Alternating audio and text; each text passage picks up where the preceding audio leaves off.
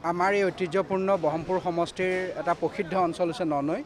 ননৈলৈ মই আজিও নহয়, ইয়াৰ বহু বছৰ আগতে ইয়ালৈ আহিছোঁ। ৰাস, ইয়াত নাটক এইবিলাক উদ্বোধন কৰিবলৈ আহিছোঁ, নিজে চাবলৈ আহিছোঁ। ননৈ অঞ্চলৰ লগত আমি ছাত্ৰ সন্থা কৰাৰ দিনৰ পৰা এটা আত্মিকভাৱে জড়িত। আজি ইয়াত অসম গণ পৰিষদৰ ৫ শতাধিক যুৱকৰ্মী সমষ্টিটোৰ এজনো বাহিৰৰ কৰ্মী নোহোৱাকৈ আমি ৫ শতাধিক যুৱকৰ্মীক লৈ আজি মনৰ কথা আলোচনা কৰিছোঁ। মিটিংখন আপোনালোকে দেখিছে যে সভাত বক্তব্যও হৈছে, অন্তৰংগ আলাপো হৈছে। আৰু এই অন্তৰংগ আলাপত আমি অন্তৰৰ কথা পাতিছোঁ। কাৰণ এই ৩৫ বছৰ অসম গণ পৰিষদৰ দখলত থকা সমষ্টিটো আজি যদি কোনোবাই কয় কঠীয়া সিঁচা, হাল বোৱা, এইবিলাক কথা আমাৰ ডিক্সনেৰীত নাই। অসম গণ পৰিষদৰ ডিক্সনেৰীত হাল বোৱাও নাই, কঠীয়া বোৱাও নাই। ব্ৰহ্মপুৰৰ কাৰণে বিশেষকৈ ব্ৰহ্মপুৰ অসম গণ পৰিষদৰ কাৰণে অতি উৰ্বৰ আৰু আটাইতকৈ পলসুৱা মাটি। ইয়াত ধান সিঁচিলে ধান হ'ব, ইয়াত যদি আমি মানে মাহ সিঁচোঁ মাহ হ'ব, কবি লগালে কবি হ'ব, আলু লগালে আলু হ'ব। এই উৰ্বৰ ভূমিখনত অসম গণ পৰিষদৰ এক নিজৰ স্বাভিমানী সত্তা হিচাপে আমি গোটেই নগাঁও জিলাৰ কৰ্মকৰ্তাসকলে লৈছোঁ। আৰু অসম গণ পৰিষদেও লৈছে, অসমৰ বিভিন্ন প্ৰান্তৰ ৰাইজেও লৈছে যে অসম গণ পৰিষদে ব্ৰহ্মপুৰটো উভতাই পাব লাগে। এইটো তেওঁলোকৰ ন্যায্য দাবী।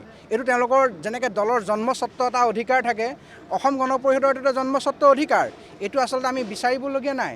যোৱাবাৰ এটা বিশেষ সমস্যাৰ সন্মুখীন হৈ সমষ্টিটো এৰি দিয়া হৈছিল। কিন্তু এৰি দিওঁতেও মই সেই কথা পুনৰ কৈছোঁ যে মাত্ৰ কেইটামান ভোটৰ ব্যৱধানত আমি জয়ী হৈছিলোঁ। সেইটোৱে আমাক চিন্তা কৰে, দুশ্চিন্তা লাগে। চিন্তা নহয়, দুশ্চিন্তাত আমি ভয় কৰোঁ যে আমি NDAৰ এখন চৰকাৰ বনাব লাগিব। দিছপুৰত NDAৰ এখন চৰকাৰ বনাব লাগিব। যদি ব্ৰহ্মপুৰ হেৰুৱাবলগীয়া হয় তেতিয়াহ'লে তাত নিশ্চয় আমাৰ সমস্যাৰ সন্মুখীন হ'ব পাৰে। আমি ডক্টৰ হিমন্ত বিশ্ব শৰ্মা ডাঙৰীয়াৰ হাত, মাননীয় সভাপতি অতুল বৰা ডাঙৰীয়াৰ হাত শক্তিশালী কৰিবলৈ, মিত্ৰজোঁটৰ হাত শক্তিশালী কৰিবলৈ ব্ৰহ্মপুৰত চুকে কোণে অসম গণ পৰিষদৰ কৰ্মকৰ্তাসকলক আপোনালোকে এতিয়াৰ পৰা দেখিবলৈ পাব। আজি যুৱ পৰিষদে ৫ শতাধিক কৰ্মী লৈ পেলাই আজি আৰম্ভ কৰিলে। আৰু আমাৰ কাৰণে এইখন খেতি হৈ থকা এখন পথাৰ। আমি যেতিয়াই মন যায় যি ধান চপাওঁ, যি ৰুওঁ, সেই ধৰণে আমি কাটিম। হয়, পঞ্চায়ত নিৰ্বাচনৰ পৰাই বিজেপি আৰু অগপৰ মাজত এক সংঘাতৰ সৃষ্টি হৈ আহিছে। হয়, প্ৰথম কথা, আজি অসম গণ পৰিষদে আমি সমন্বয় ৰাজনীতিত বিশ্বাস কৰোঁ। তাৰপিছতে আমাৰ হৈ গ'ল মিত্ৰজোঁট। মিত্ৰজোঁটৰ প্ৰতি আমাৰ সম্পূৰ্ণ আমাৰ যিটো মিত্ৰজোঁটৰ ধৰ্ম বুলি যাক কয়, সেই ধৰ্ম আমি পালন কৰিবলৈ প্ৰস্তুত। আপোনালোকে কামাখ্যা প্ৰসাদ তাষা ডাঙৰীয়া ইয়াৰ পৰা সাংসদ হওঁতে দেখিছে। আমি চব সমষ্টিত চুকে কোণে গৈছোঁ। পঞ্চায়ত নিৰ্বাচনত দেখিছে আমি চব সমষ্টিত চুকে কোণে গৈছোঁ। কিন্তু অতি বিজেপি দেখুৱাবলৈ অহা কেইজনমান কৰ্মকৰ্তাই, নতুনকৈ বিজেপি দলত যোগদান কৰা কৰ্মকৰ্তাই ইয়াত অসম গণ পৰিষদক প্ৰাৰ্থীক হেৰুৱাবলৈ, পঞ্চায়ত নিৰ্বাচনত ভয় ভাবুকি দিবলৈ, গাড়ীত আক্ৰমণ কৰিবলৈ এনেকুৱা বহুত কাম কৰিছিল। সেইবিলাক কথা আমি পুৰণা ঘাঁহত যে আকৌ কিবা নিমখ সনা বুলি নকয়, সেইবিলাক কথা আমি পুৰণা ঘাঁহত নিমখ দিবলৈ নাযাওঁ, কাকো পুতক তুলিবলৈ নাযাওঁ। বিৰাট আমি সংঘাতত নাই, আমি প্ৰতিদ্বন্দ্বিতাত নাই, আমি মিত্ৰতাৰ ধৰ্মত বিশ্বাস কৰি সমন্বয়েৰে যাত্ৰা কৰিম।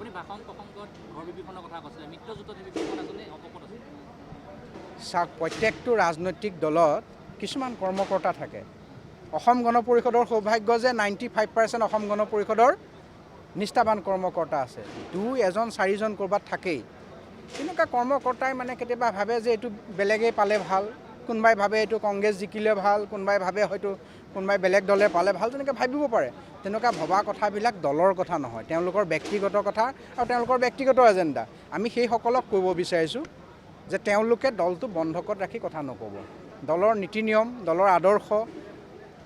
আজি যদি ক'ৰবাত সাংবাদিক বন্ধু এজনৰ আক্ৰমণ হয়, প্ৰথম দায়িত্ব সাংবাদিকজনক আগবাঢ়ি যোৱাটো। তাৰপিছত আমি নিশ্চয় আগবাঢ়ি যাম সমাজকৰ্মী হিচাপে।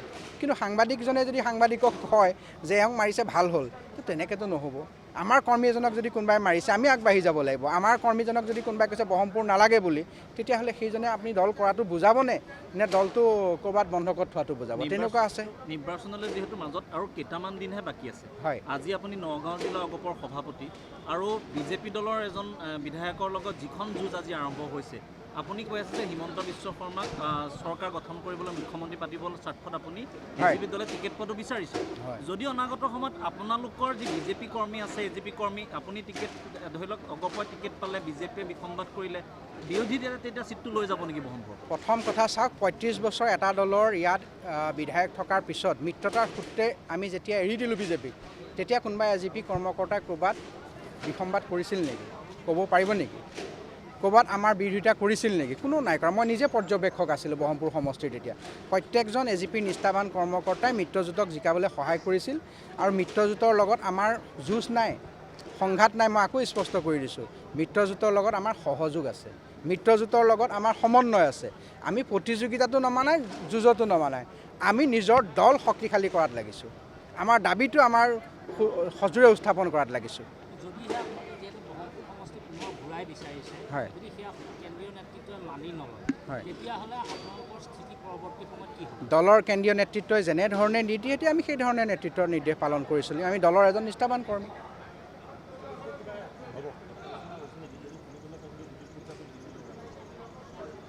কি সন্দৰ্ভত?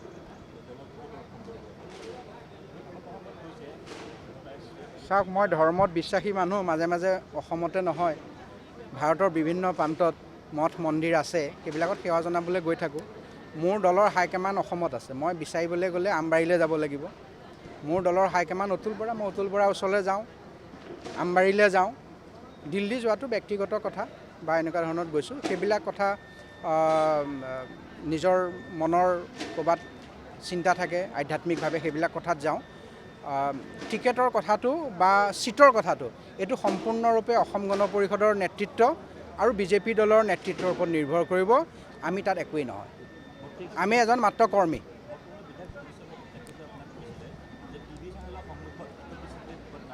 মই টিভি চেনেলৰ সন্মুখত টিকট বিচাৰাই নাই। মই টিকেট বিচাৰিছোঁ বুলি আপোনালোকৰ আগত কেতিয়াবা ক'লোঁ নেকি? আজিও কৈছোঁ নেকি? দল শক্তিশালীকৰণত লাগি আছোঁ, অসম গণ পৰিষদে টিকেট বিচাৰিছোঁ বুলি কৈছোঁ। এতিয়া কথাবিলাক ভালকৈ শুনিবও লাগিব। এতিয়া ব্ৰহ্মপুৰৰ নেতাসকলে ব্ৰহ্মপুৰৰ ৰাইজৰ বেডৰুমত কি পাতিছে, ড্ৰয়িং ৰুমত কি কথা আলোচনা হৈছে, জুহালত কি পাকঘৰত কি কথা পাতিছে, এই কথাবিলাক যদি অনুধাৱন কৰিব নোৱাৰে, তেতিয়াহ'লে কোনোবা কিন্তু আগ্নেয়গিৰিৰ ওপৰত থিয় হৈ আছে। ইমানেই ক'লোঁ।